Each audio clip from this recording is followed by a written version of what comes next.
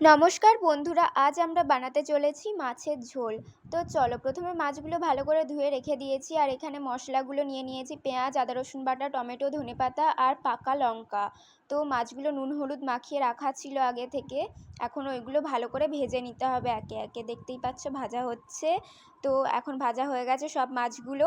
এবার মাছ থেকে কিছু তেল বেরিয়েছিল, মানে মাছের তেল। তো ওগুলোকে পেঁয়াজ দিয়ে ভালো করে ভেজে নেওয়া হচ্ছে। কড়াই এবার তেল নিয়ে গোটা জিরে ফোড়ন দিতে হবে।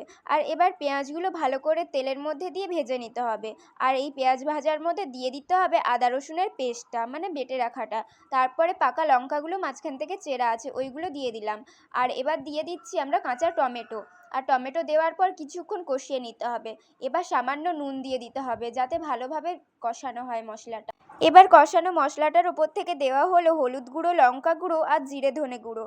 দিয়ে ওইগুলোকে ভালো করে মিশিয়ে দিয়ে দেওয়া হলো জল। ঝোলটা সামান্য ফুটে যাওয়ার পর একে একে মাছের টুকরোগুলো দিয়ে দিতে হবে। মাছের টুকরো দেওয়ার পর সামান্য যখন ফুটে যাবে দিয়ে দেবো ওপর থেকে ধনে পাতাগুলো। এই হচ্ছে রেসিপি। কেমন লাগলো অবশ্যই কমেন্টে জানিও। Tata, bye bye.